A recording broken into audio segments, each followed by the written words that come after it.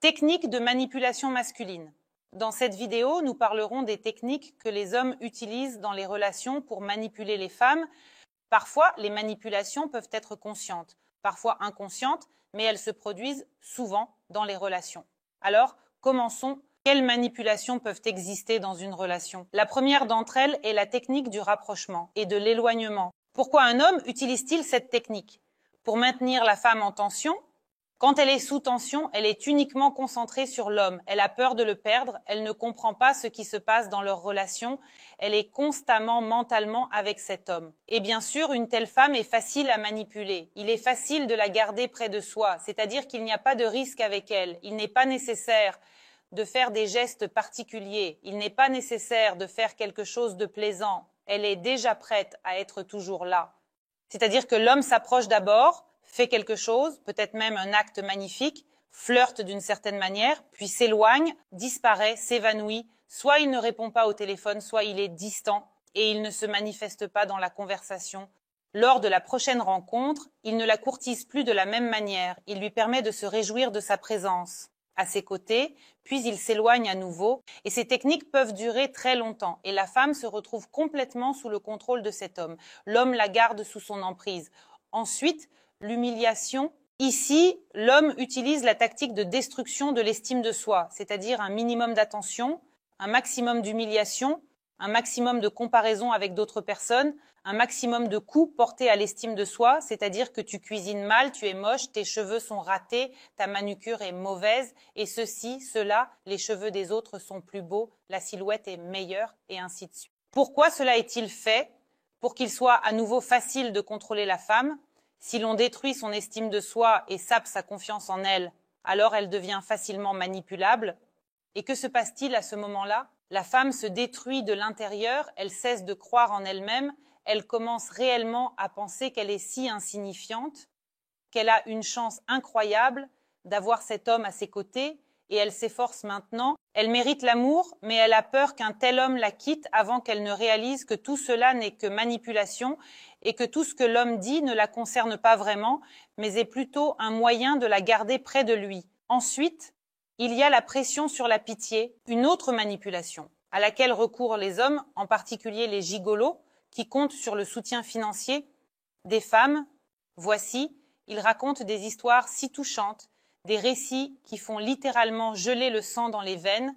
On a de la peine pour lui, on a envie de l'aider, et souvent. Des femmes très empathiques se laissent piéger par de tels manipulateurs. Une femme qui s'est écoutée avec son âme, c'est celle qui écoute et qui ressent de la compassion pour lui. Elle veut le sauver, elle veut l'aider d'une manière ou d'une autre, alléger sa vie. Et dès que la femme tombe dans ces manipulations, la pression sur la pitié, le manipulateur devient intéressé par elle, car elle l'aide, elle le sauve, il obtient de sa part ce dont il a besoin. Si une femme ne tombe pas dans ce piège, alors une telle femme ne l'intéresse pas. Ensuite, la manipulation par le sentiment de culpabilité ou d'offense. Le manipulateur qui joue sur le sentiment de culpabilité au sein de la famille est au sommet. Tout tourne autour de ce manipulateur. Les gens essaient d'une manière ou d'une autre de mériter son approbation, de faire quelque chose de plaisant, de faire quelque chose de bien, juste pour ne pas ressentir cette culpabilité, parce que le manipulateur joue habilement sur les sentiments des personnes proches, sur les sentiments de sa femme, sur les sentiments de ses enfants, en disant « vous avez agi de telle et telle manière, j'étais très contrariée, je me sentais si mal, vous avez fait ceci, cela et j'ai beaucoup souffert ». Et tout ce que l'on fait, tout provoque des souffrances, suscite des émotions. Et chacun des membres du foyer ressent qu'il est coupable et chacun commence à mériter le pardon de ce manipulateur, c'est-à-dire à faire quelque chose de bien pour lui. Et pendant un certain temps, le manipulateur est vraiment au sommet. C'est-à-dire que tout le monde, disons, lui sert, c'est-à-dire qu'ils font des efforts pour lui. Mais à un moment donné, chacun qui cède à ce sentiment de culpabilité commence à ressentir de l'agression envers celui qui provoque ce sentiment de culpabilité. Car une personne ne peut pas rester longtemps dans cet état, dans l'état de coupable. L'agression peut d'abord être cachée, puis se transformer en certaines formes. C'est pourquoi une personne peut ressentir un sentiment de culpabilité encore plus fort envers le manipulateur. C'est-à-dire qu'au début, on se sent désolé, désolé, désolé, honteux, honteux, honteux, puis la personne ressent de l'agression envers le manipulateur et elle se sent à nouveau honteuse de ce qu'elle ressent. Il s'efforce encore plus, mais à un moment donné, cette manipulation peut simplement détruire la relation. Ensuite, il y a la manipulation par la colère et le conflit. Il existe des personnes pour qui le conflit est tout simplement nécessaire.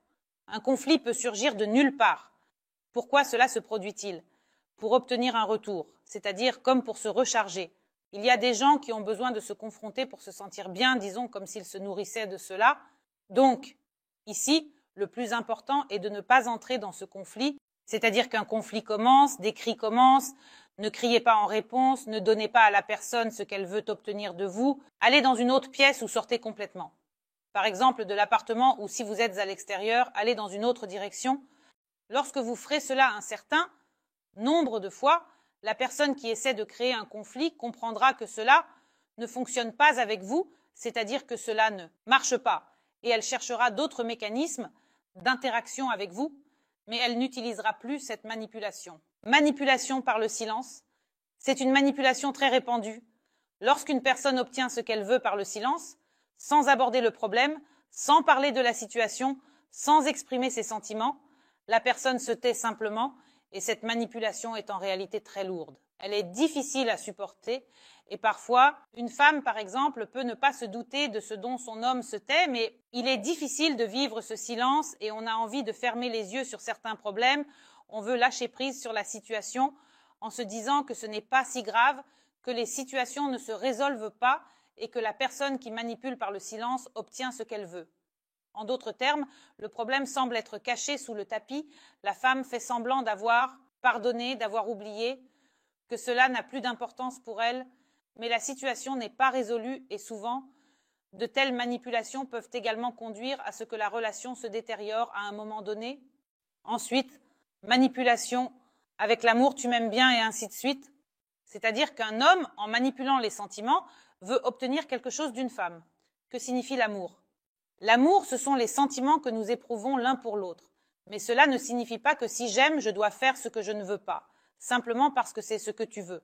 Recourir à la manipulation par l'amour, c'est utiliser une personne pour ses propres intérêts, en utilisant le mot amour. Quand une personne aime vraiment sincèrement et honnêtement, elle n'essaie pas de prendre quelque chose par la manipulation de l'autre. Souvent, ceux qui aiment essaient sincèrement de donner quelque chose, mais les personnes qui recourent à des manipulations veulent simplement obtenir quelque chose sous une forme ou une autre. Ensuite, la manipulation par l'espoir. Eh bien, ici, il s'agit d'un désir de profit immédiat. En utilisant des perspectives à long terme, eh bien, par exemple, nous avons tous regardé le conte de Buratino, où Buratino enterrait ses pièces de monnaie sur le champ des fous en pensant que quelque chose y pousserait et qu'il s'enrichirait un jour dans le futur. Mais le chat Basilio voulait alors s'enrichir. Disons, à ce moment-là, c'est ce qu'on appelle la manipulation par l'espoir, lorsque l'homme, par exemple, veut profiter de la femme et lui promet à l'avenir des montagnes d'or. Et ici, il est très important de faire confiance aux faits, de ne pas faire confiance aux mots, de ne pas se fier à des visions idéalisées de l'avenir. Si un homme parle beaucoup, mais ne fait rien et vous dessine un avenir sans nuages, il est probable qu'il ne sera pas là. Si un homme fait quelque chose et exprime certains moments, cela signifie que tout va bien. Mais si vous réalisez que rien de tout cela ne se produit, que rien ne change et qu'on vous dessine constamment quelque chose pour l'avenir, cela signifie que vous êtes peut-être simplement utilisé. Ensuite, manipulation par la vanité.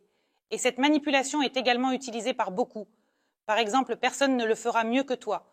Tu cuisines mieux, tu nettoies mieux, je ne le ferai pas comme toi, et ainsi de suite. La femme est un peu flattée d'être si habile, si compétente, capable de tout faire. Enfoncer un clou, accrocher un tableau, préparer le dîner, faire le ménage, élever des enfants, faire leurs devoirs et gagner de l'argent. Elle peut tout, si merveilleuse qu'elle soit, mais tout ce qui repose sur des manipulations ne dure pas longtemps. À un moment donné, la femme commence à réaliser qu'elle a tout pris sur elle, tandis qu'à ses côtés se trouve une personne qui ne fait que la manipuler et ironie et sarcasme. Quand, encore une fois, un homme, par exemple, veut saper l'estime de soi d'une femme et lui parle sur un ton ironique. C'est-à-dire qu'il se moque d'elle tout le temps. Elle va dire quelque chose, une phrase, et lui plaisante, par exemple, en insinuant qu'elle est stupide, qu'elle ne devrait pas s'exprimer. Et elle fait quelque chose et lui, avec ironie et sarcasme, rabaisse encore son estime de soi. À un certain moment, il semble que l'ironie et le sarcasme peuvent amener une personne à être très peu sûre d'elle, à avoir peur de parler de quoi que ce soit, de s'affirmer dans ce monde parce qu'il y a des moqueries, parce qu'il y a un critique à côté qui est toujours mécontent. C'est tout pour cette vidéo. Je suis Alice Wardomska. J'espère vos likes et abonnements. Écrivez dans les commentaires ce que vous aimeriez discuter dans mes nouvelles vidéos. N'oubliez pas de cliquer sur la cloche et à bientôt.